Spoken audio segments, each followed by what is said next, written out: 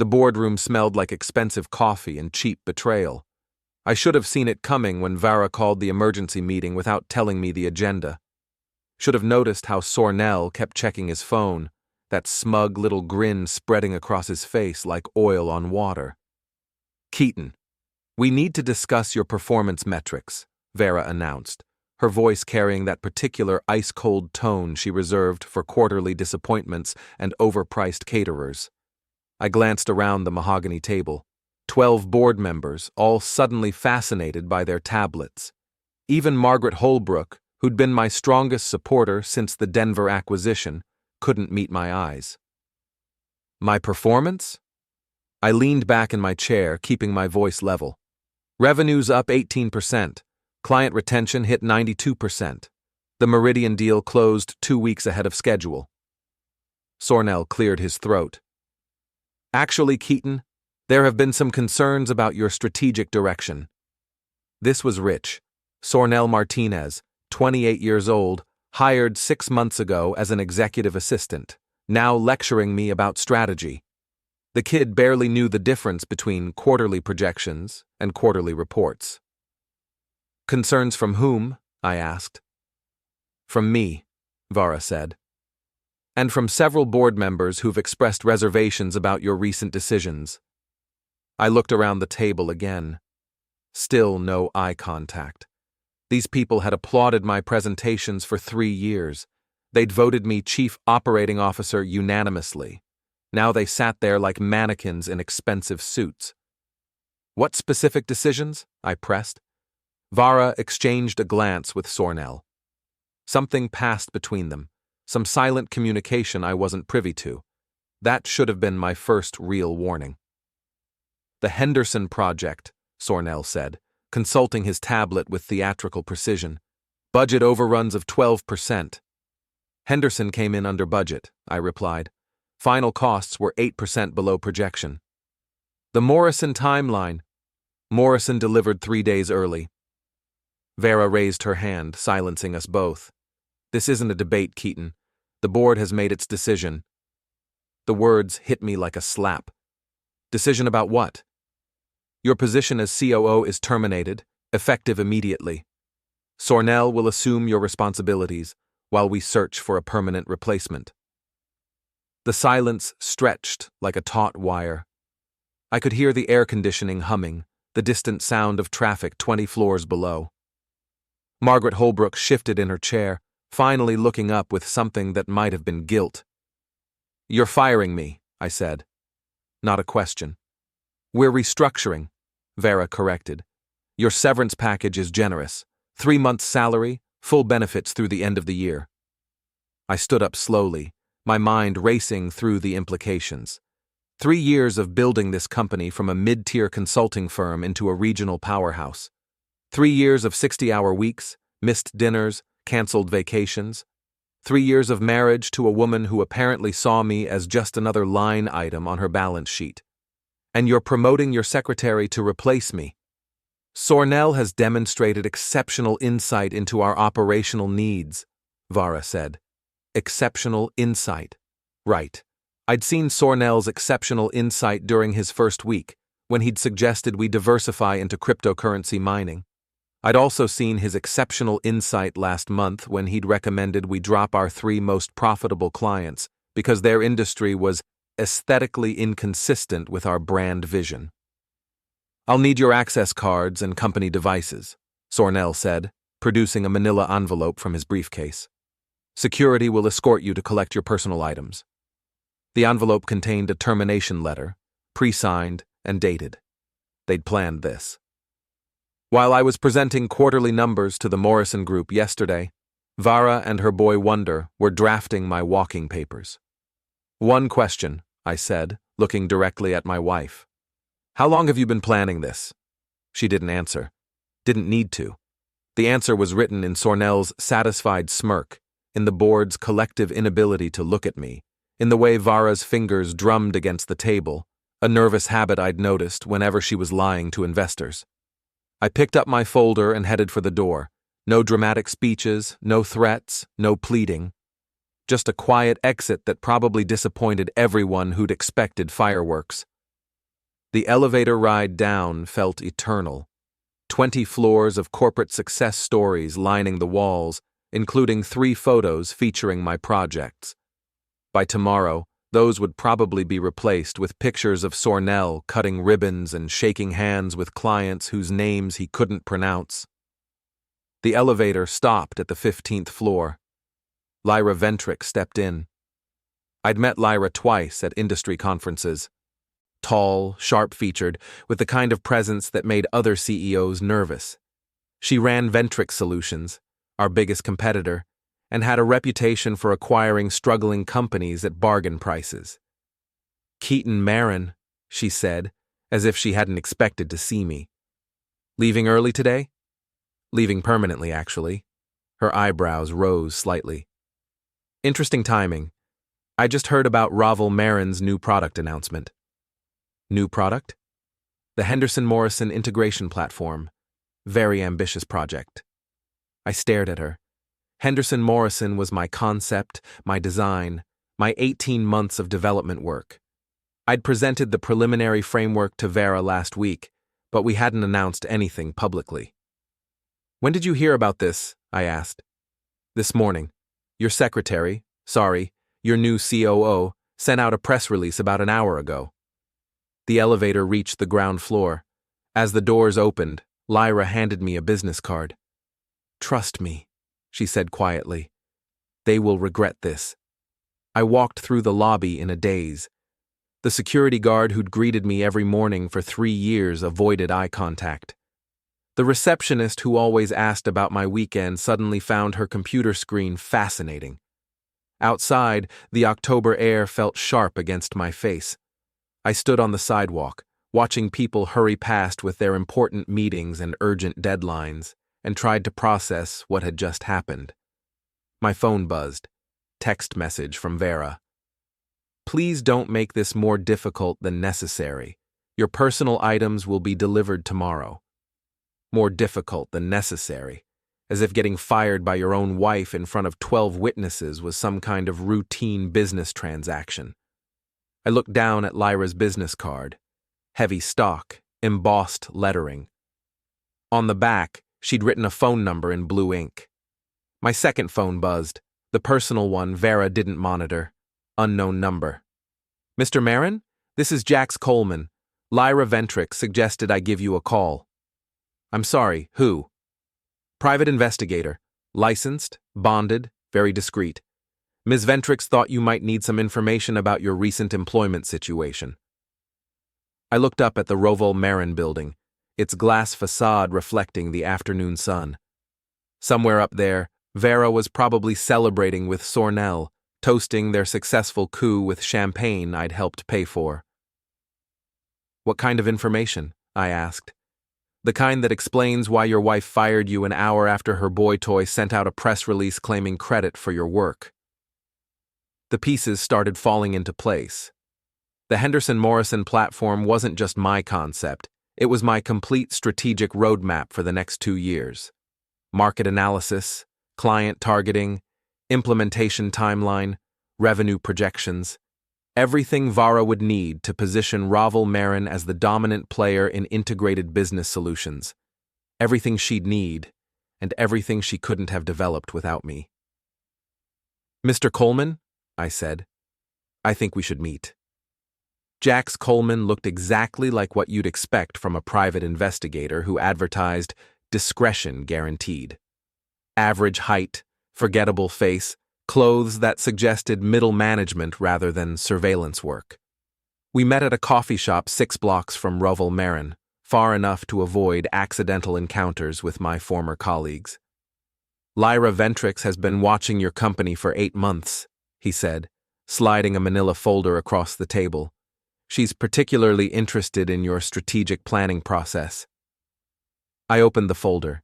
Inside were photographs, printed emails, and what looked like financial records. The top photo showed Vara and Sornell leaving a restaurant I didn't recognize, her hand on his arm in a way that suggested more than professional collaboration. "When was this taken?" 3 weeks ago, Thursday night around 10:30. According to the restaurant's reservation system, they had dinner for 2 hours. I flipped through the other photos. Vara and Sornell in her office after hours, standing closer than any CEO should stand to her secretary. Sornell's hand on her shoulder during what appeared to be a strategy meeting, the two of them sharing what looked like an intimate conversation in the parking garage. How long has this been going on? Hard to say exactly. First suspicious interaction I documented was 6 weeks ago, but the pattern suggests it started earlier.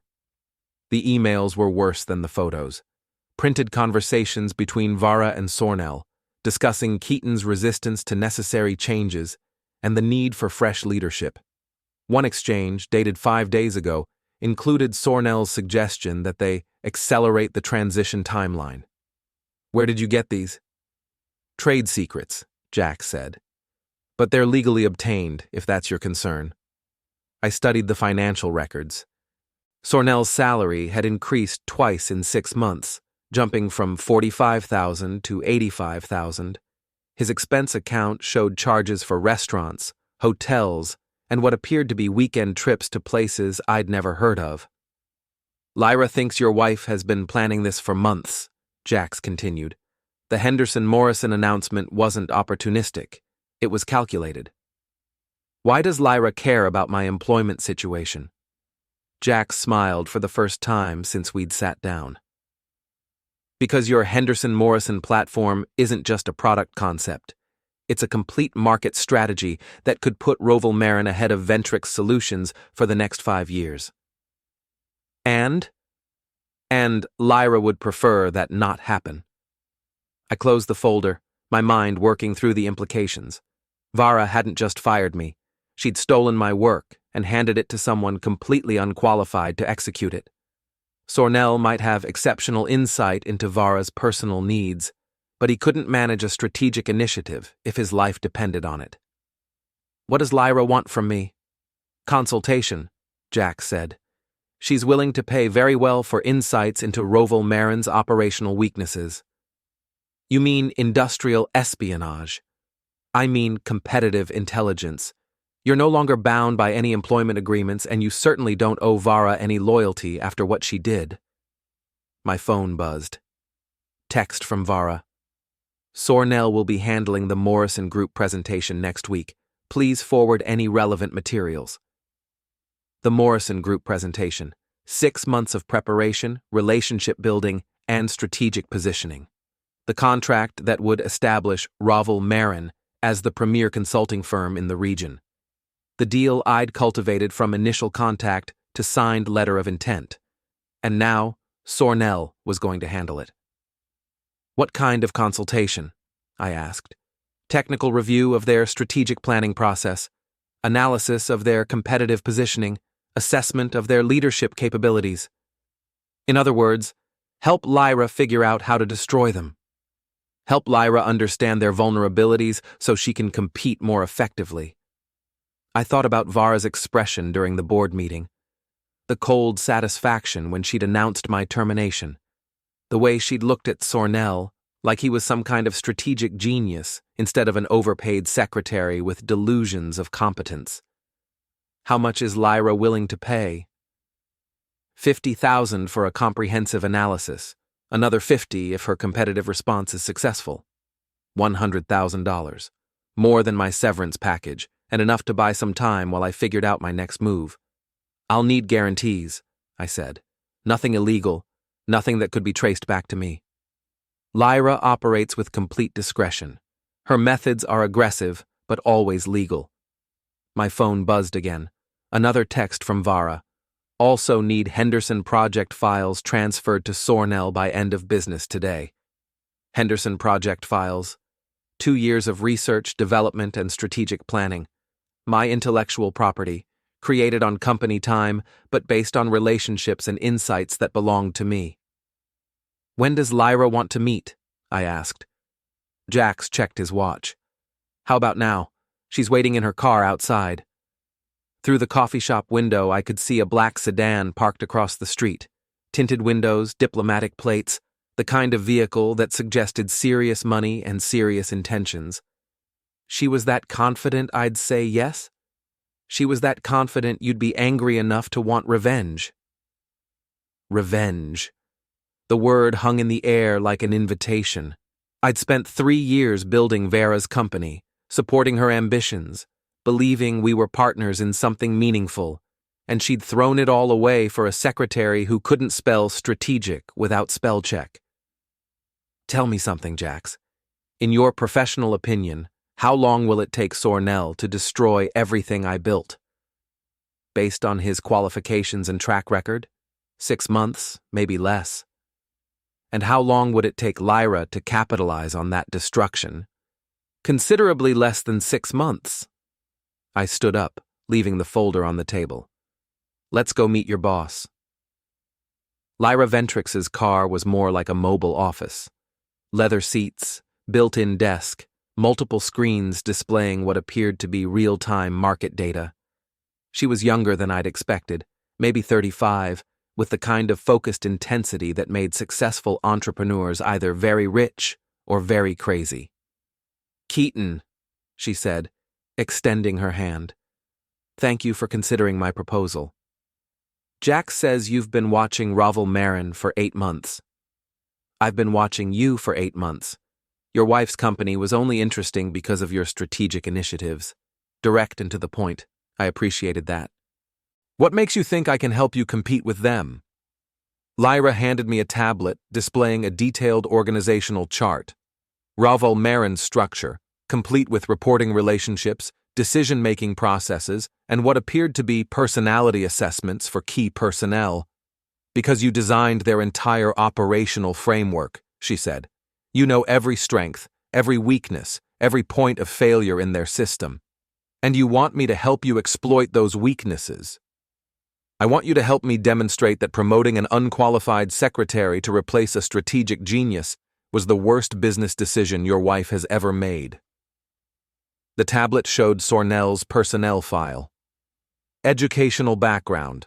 Bachelor's degree in communications from a mid-tier state school. Work experience. 2 years as an administrative assistant, 18 months in customer service, 6 months as Vara's executive secretary. Strategic planning experience, none. Leadership experience, none. Technical expertise, none. He's going to destroy everything, I said. Probably, but that could take months, and I'd prefer not to wait. I want to accelerate the process. How? Lyra smiled, and for the first time since leaving the boardroom, I felt like someone understood exactly what I was thinking. By giving him enough rope to hang himself, then making sure everyone's watching when he does it. Lyra's office occupied the entire top floor of the Ventrix building, with floor-to-ceiling windows offering a panoramic view of the city.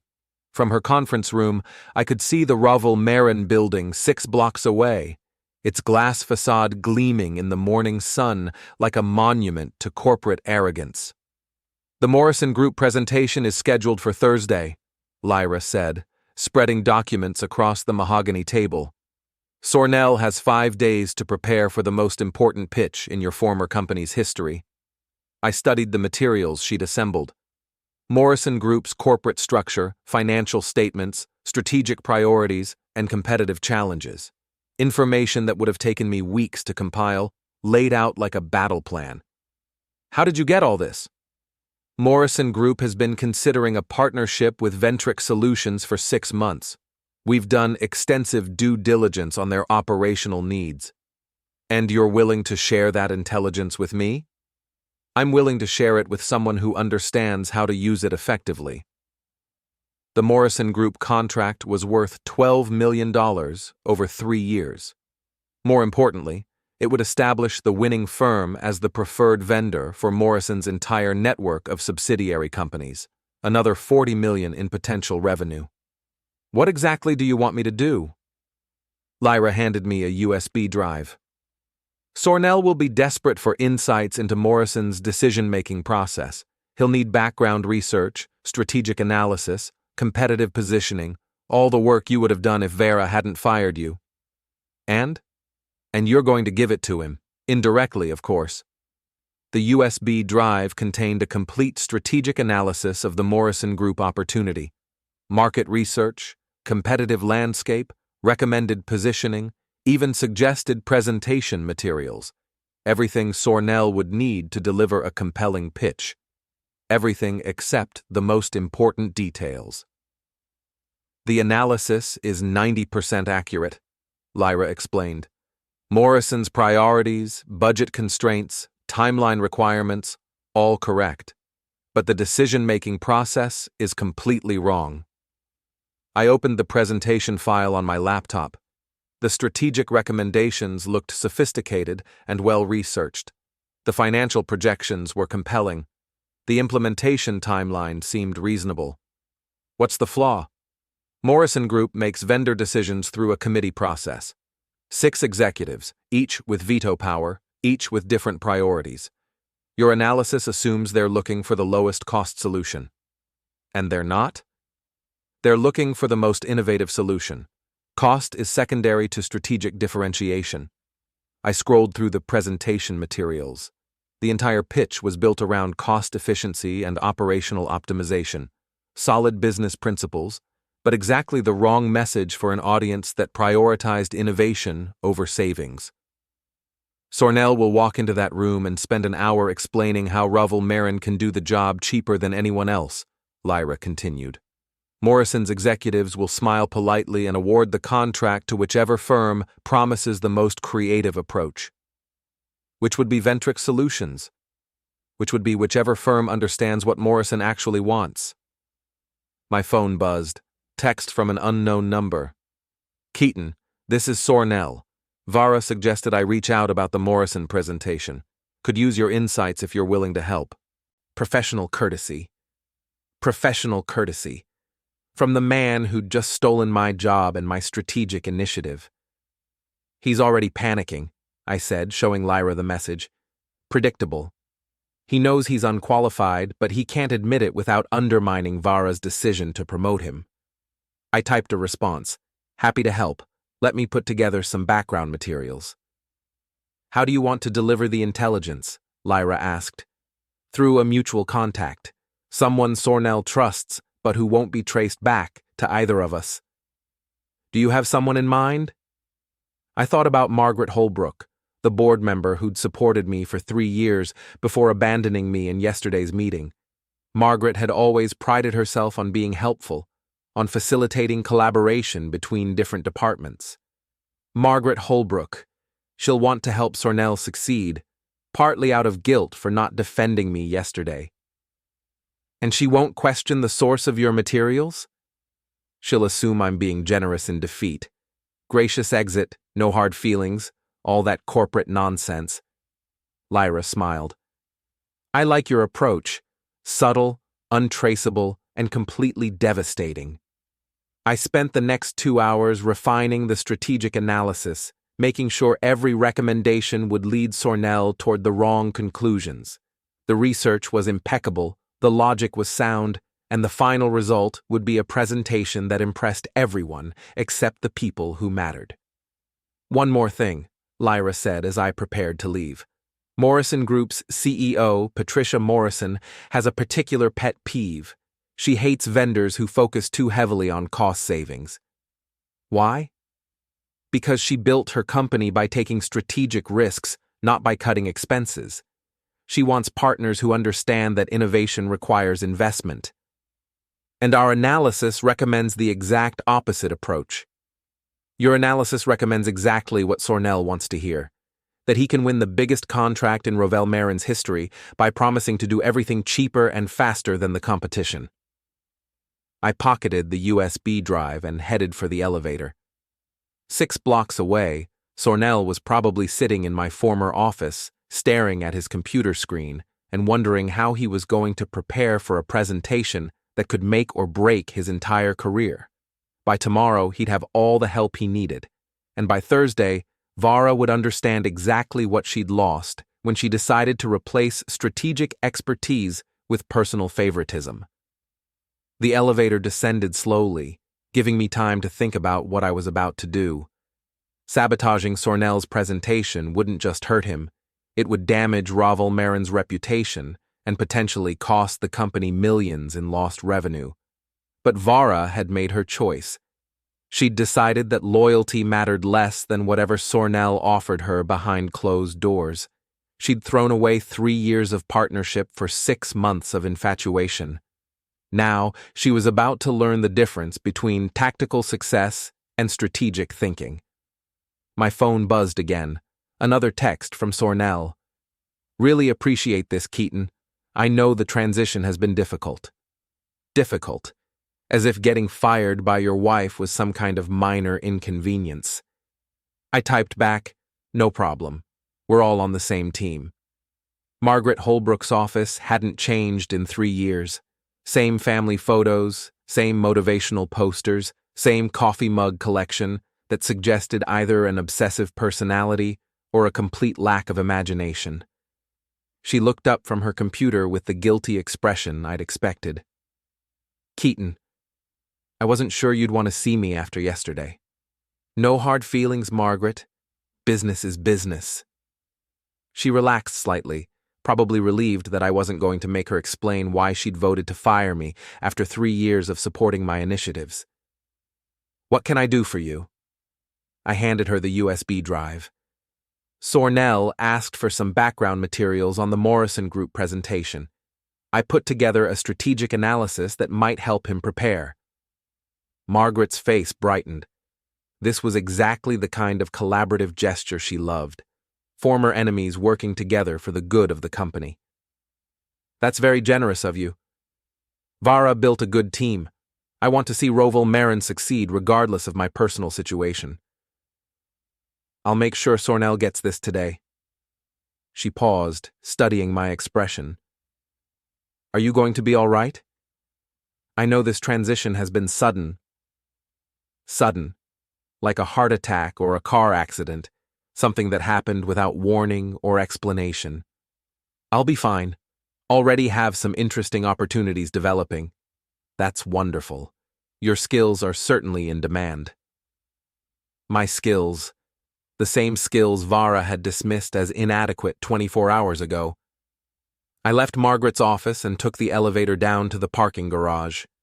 My car was still in its assigned space, space 247, reserved for the chief operating officer.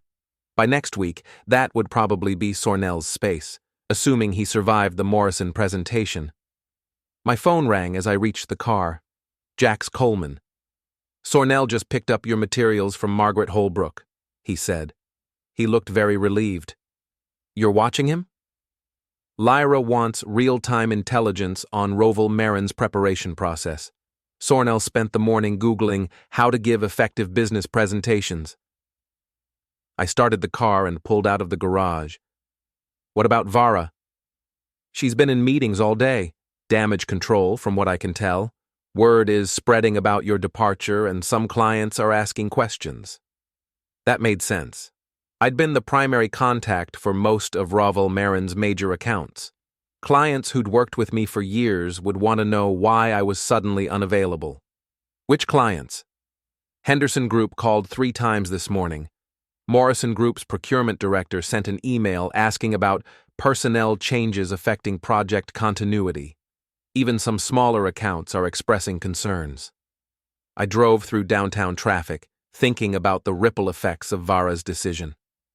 Firing your COO might make sense from an internal perspective, but it raised serious questions about company stability from a client's point of view. "Has Vara responded to the client concerns?" "She sent out a company-wide email this afternoon.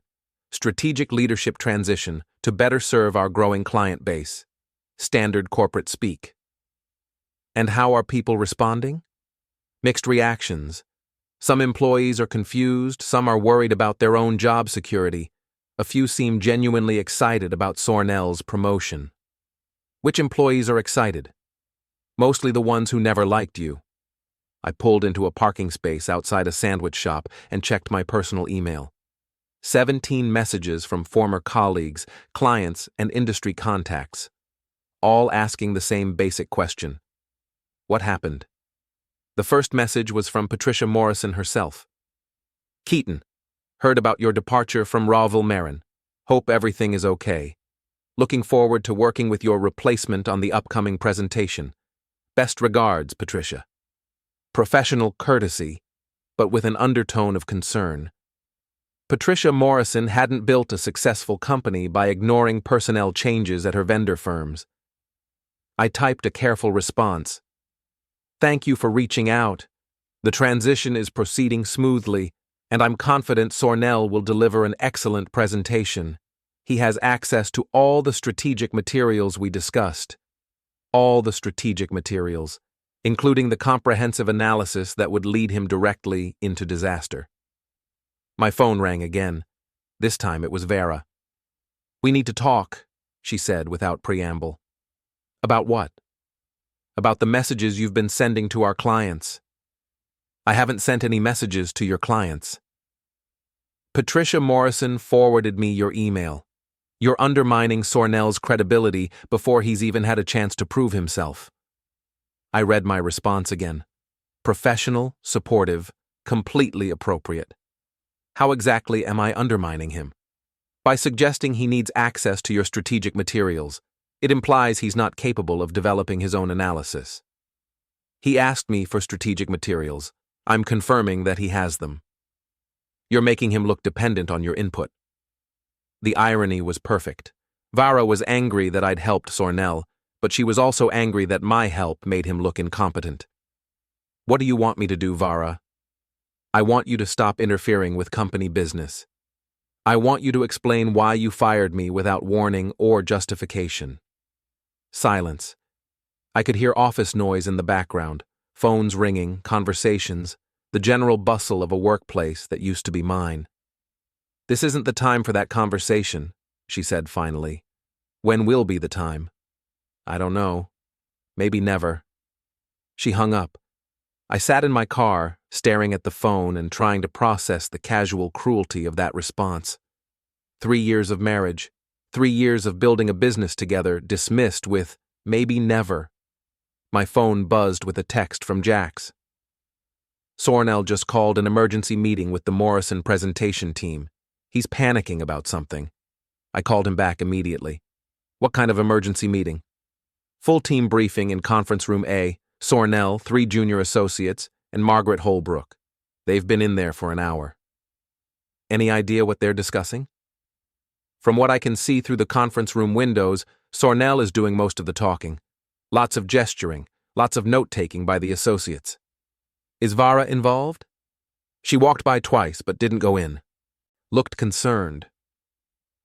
Sornell was probably realizing that preparing for the Morrison presentation required more than enthusiasm and good intentions. The strategic analysis I'd provided was comprehensive, but it was also complex. Understanding the recommendations would require expertise he didn't possess. Keep watching, I said. I want to know how long the meeting lasts and who looks frustrated when it ends. I drove home to the house Vera and I had shared for 2 years. Modern, expensive, carefully decorated to project success and sophistication. Now it felt like a museum of failed ambitions. The answering machine was blinking. 7 messages, all from reporters asking for comment about my departure from Roville Marin. Word was spreading faster than I'd expected. I poured a drink and sat in my home office, surrounded by awards and certificates from my corporate career. Employee of the Year, Strategic Excellence Award, Client Service Recognition. Meaningless trophies from a life that had just ended. My laptop chimed with an email from Lyra Ventrix. Keaton, Sornell's team meeting suggests he's struggling with the presentation materials. Morrison Group moved their decision timeline up by 2 days. The presentation is now scheduled for Tuesday morning. Thought you should know. L. Tuesday morning. That gave Sornell 3 days instead of 5 to prepare for the most important pitch of his career. 3 days to master strategic concepts he'd never studied, analyze market dynamics he didn't understand, and present solutions to problems he couldn't identify.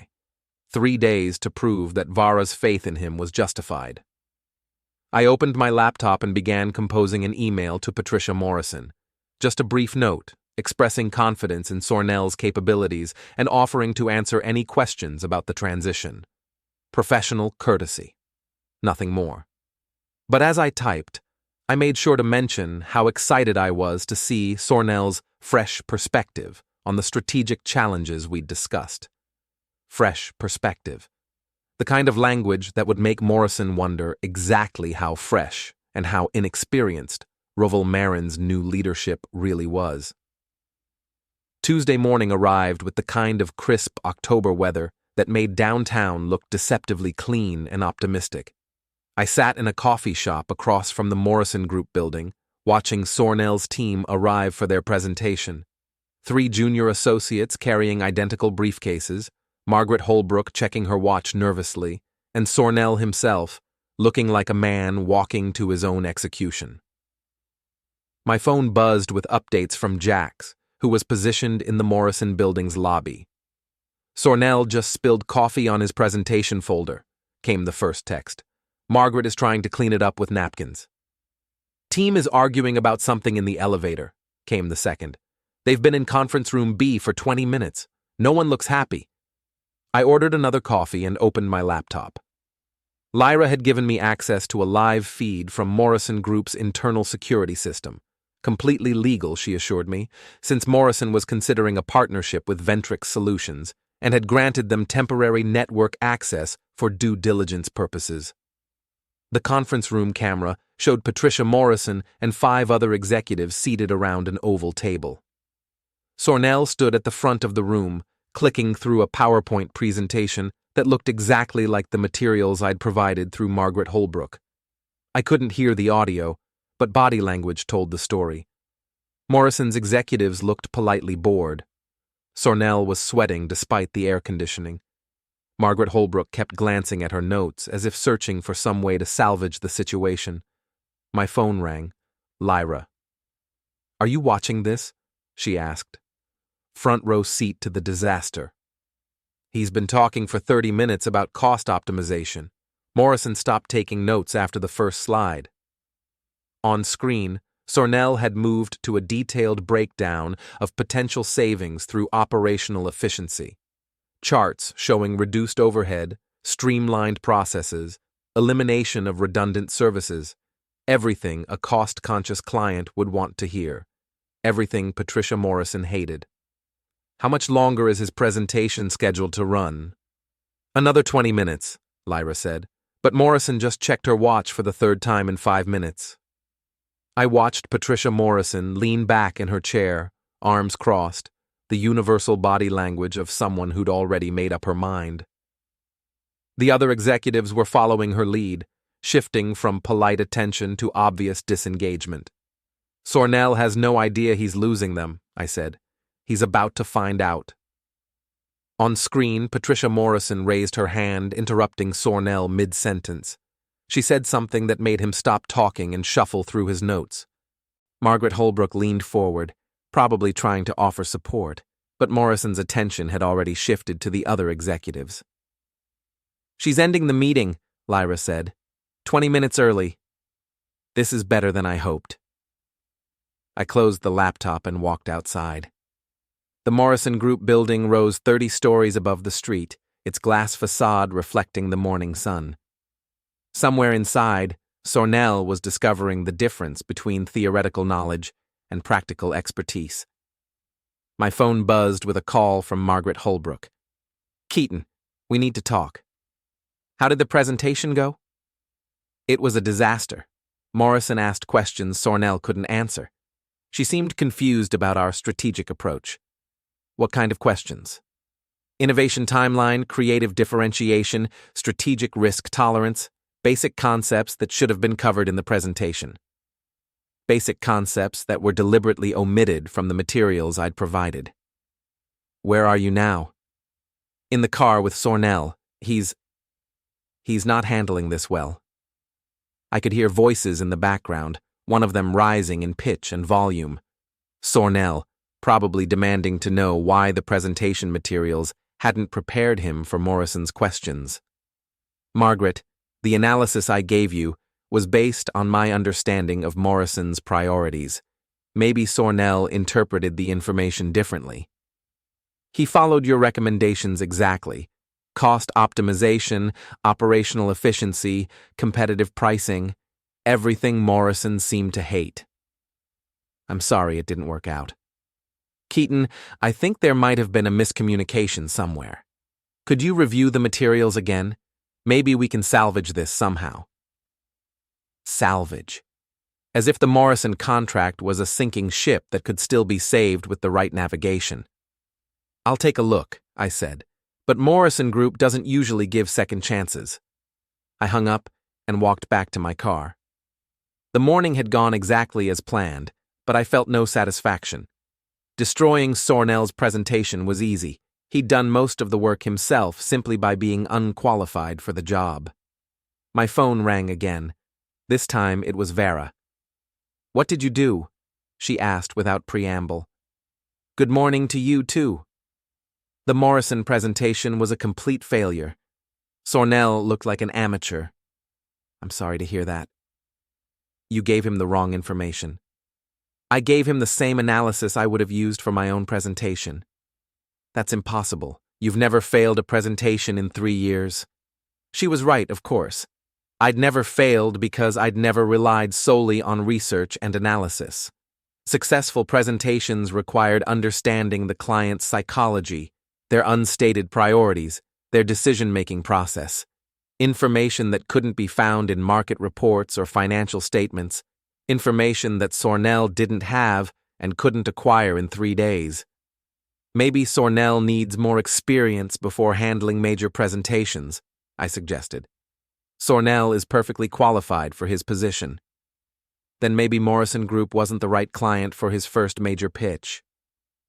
Silence. I could hear office noise in the background, but Vara wasn't speaking.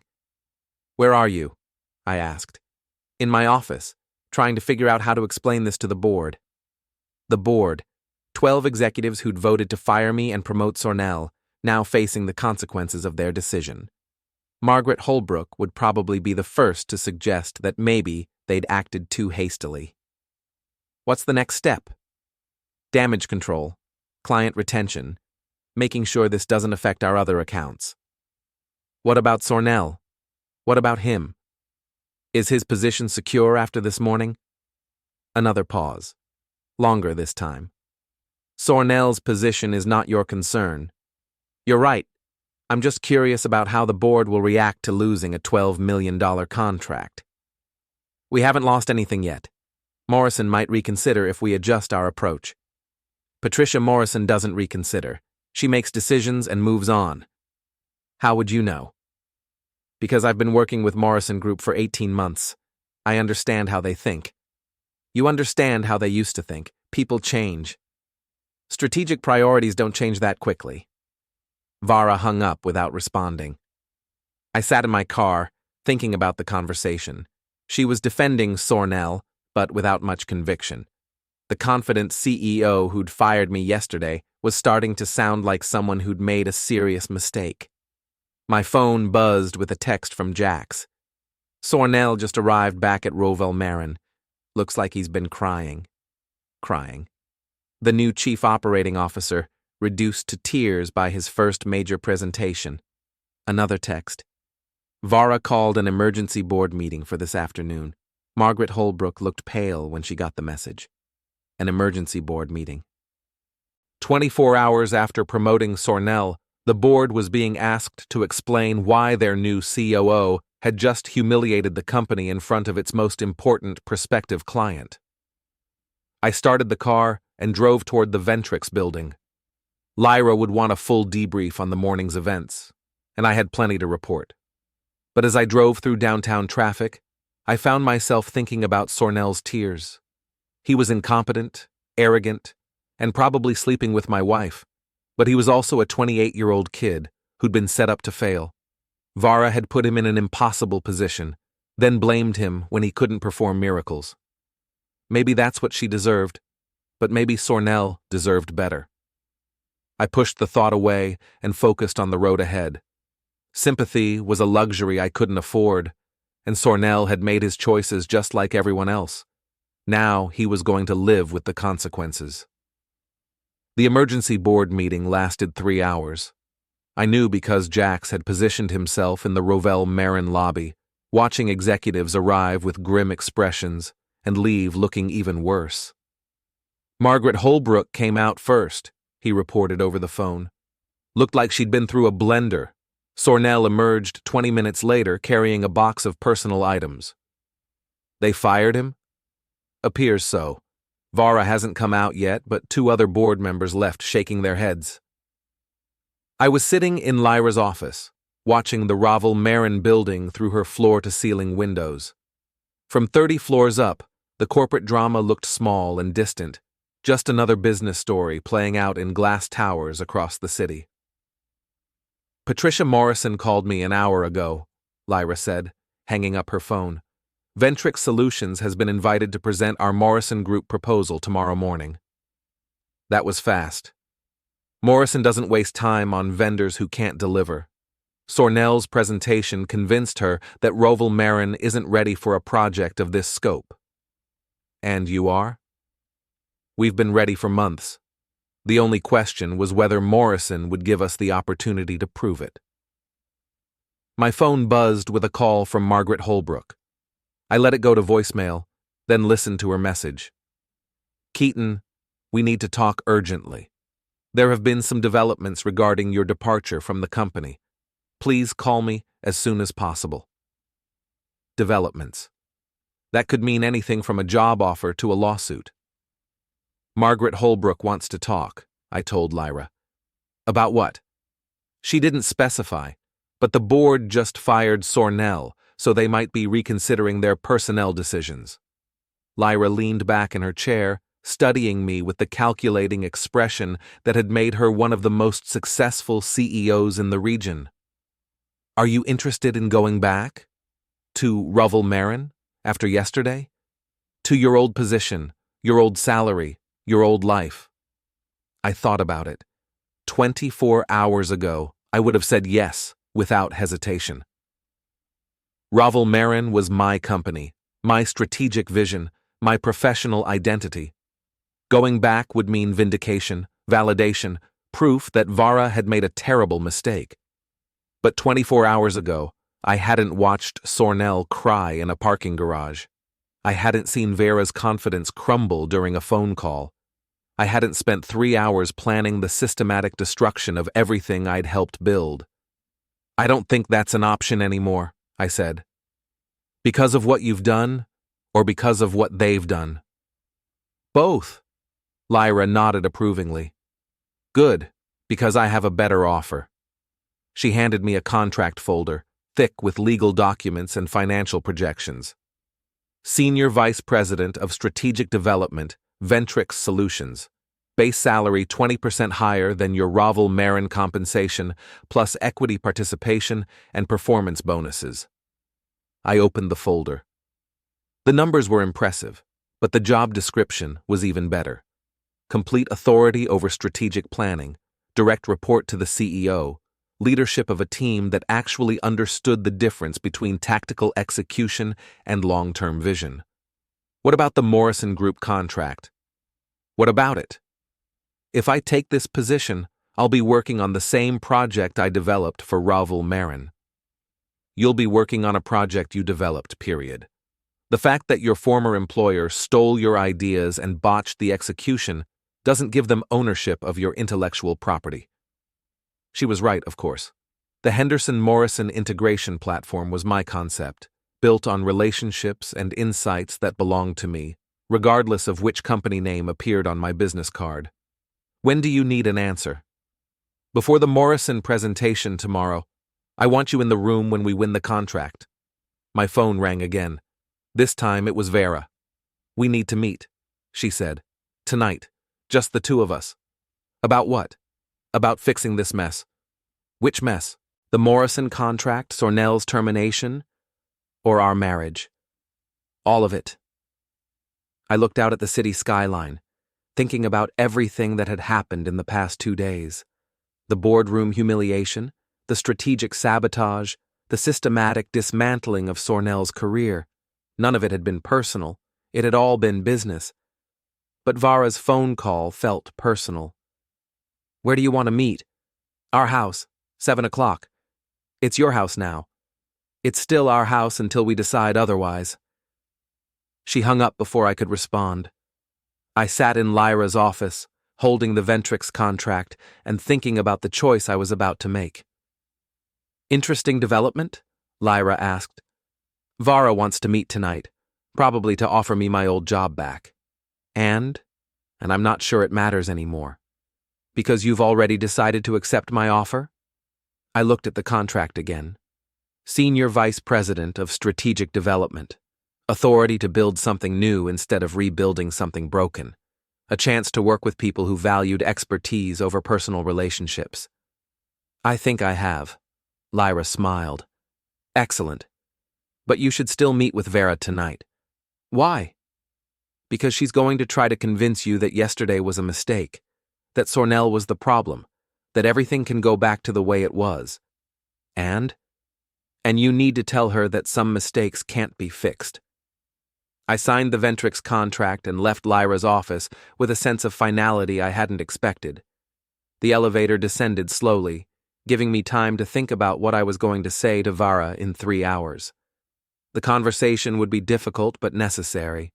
She'd fired me without explanation or justification, then watched her replacement destroy everything we'd built together. Now she wanted to pretend none of it had happened.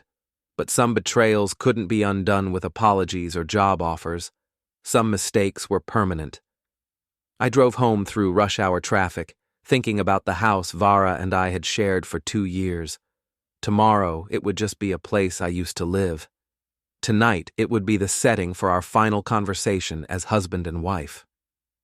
The Morrison Group presentation was scheduled for 9 o'clock the next morning.